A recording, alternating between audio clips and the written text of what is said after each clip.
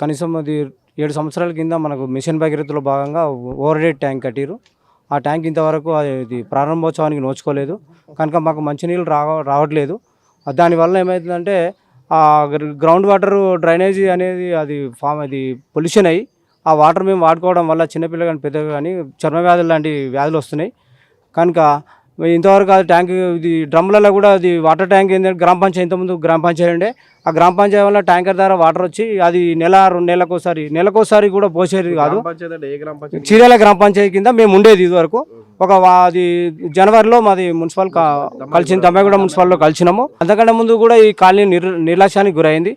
అప్పుడు కూడా మాకు వాటర్ డ్రమ్లలో వచ్చి ఇప్పుడు కూడా డ్రమ్లలో పోయడం వల్ల అందులో చిన్న చిన్న పురుగులు ఫామ్ అయ్యి మళ్ళీ ఎండకు అది ఏమైందంటే ప్లాస్టిక్ది మెల్ట్ అయ్యి అది క్యాన్సర్ వచ్చే అవకాశాలు ఉన్నాయి ఆ వాటర్ వాడడం వల్ల.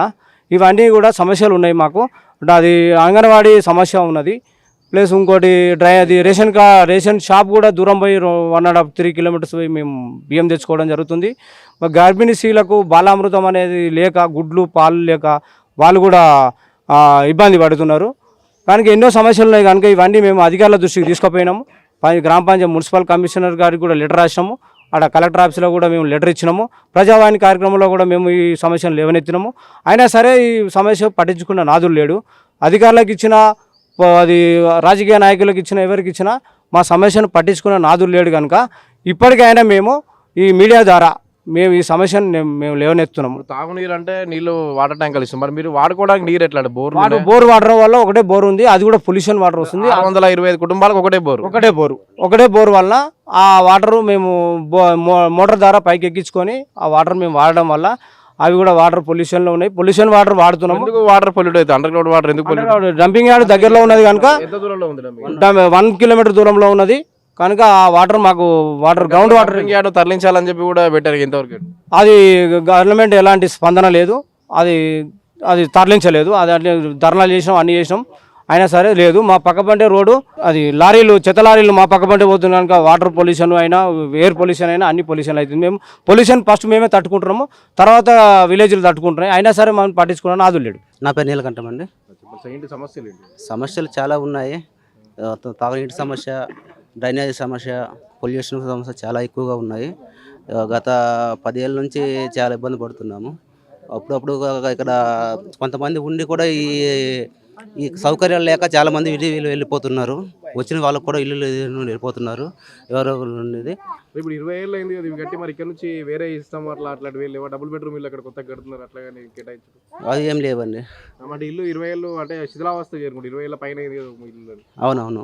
అంటే మీరు అధికారులకు ఏదైనా పెట్టుకోవడం కానీ అట్లాంటి వీళ్ళు ఇంకేం లేదండి. వాళ్ళు అధికారులు పెట్టుకున్నాము కానీ వాళ్ళు అధికారులు ఏం స్పందించలేదు. ప్రస్తుతం 10 ఏళ్ళ నుంచి ఉన్నారు. అంటే బీఆర్ఎస్ హయాం నుంచి మీకు సమస్య ఉంది కదా. మరి గతంలో ఉన్నటువంటి వాళ్ళకు మీరు అధికారులకు మన గ్రామ పంచాయతీ వాళ్ళు అప్పుడు వాళ్ళకు చేసేవాళ్ళము. వాళ్ళు అధికారులు వాళ్ళు స్పందించి చేస్తామని చెప్పారు. కానీ అది మళ్ళీ గవర్నమెంట్ మారిపోవడం వల్ల మున్సిపాలిటీ అయిన తర్వాత నుంచి ఎక్కువైంది. అంతకుముందు ఉన్న పంచాయతీ ఉండే కొన్ని చెప్పుకోవడానికి మాకు వీలు ఉండే. పంచాయతీ మా వార్డు నెంబర్ల వాళ్ళకి వాళ్ళు చెప్పుకుంటే కొందరు వచ్చి కొన్ని సమస్యలు తీర్చేవాళ్ళు, కొన్ని చేసేవాళ్ళు. అప్పుడు మున్సిపాలిటీ అవడం వల్ల వాళ్ళకు కూడా కొద్దిగా దూరంగా అవుతున్నది అనమాట. నా పేరు సత్యయ్యనండి. వచ్చి 15 సంవత్సరాలు అవుతుంది. ఇబ్బంది ప్లాట్ల దగ్గరకు వచ్చేసి ఎట్లా కేటాయించారు మీకు? మా గవర్నమెంట్ కేటాయించిందండి. 15 సంవత్సరాల కిందనే వచ్చింది. మేము వచ్చినప్పటి నుంచి ఇవే సమస్యలు ఉన్నాయి. వాటర్ సరిగా లేదు, అంత పాకర వచ్చేస్తుంది దాంట్లో. అట్లాగే మన డ్రైనేజ్ పట్టుకునే వాళ్ళు ఎవరు లేరు. మాకంతటా మేమే చేసుకుంటున్నాం. మున్సిపల్ రారా ఇక్కడికి చెత్త తీసుకెళ్ళడానికి? ఎవరు రావట్లేదండి. ఎవరు రావట్లేదు. మున్సిపల్ బండ్లు వస్తున్నాయి కానీ అవి వేసుకొని పోతున్నారు. కాకపోతే అక్కడ నుంచి వాటర్ పొల్యూషన్ లేదు కదా. ఆ పొల్యూషన్ వల్ల ఎక్కడిదక్కడ జామ్ అయిపోతున్నాయి. అది ఇంకొకటి రేషన్ షాప్ మాకు కావాలి. మాకు ఇక్కడ ఇచ్చేస్తే బాగుంటుంది. చేతగాని ముసలోళ్ళు ఉన్నారు. ఎక్కడెక్కడికో వెళ్ళి తేవాలంటే కష్టం. 2 కిలోమీటరు చేతగాని వాళ్ళు ఉన్నారు. అందరికీ బైకులు లేవు.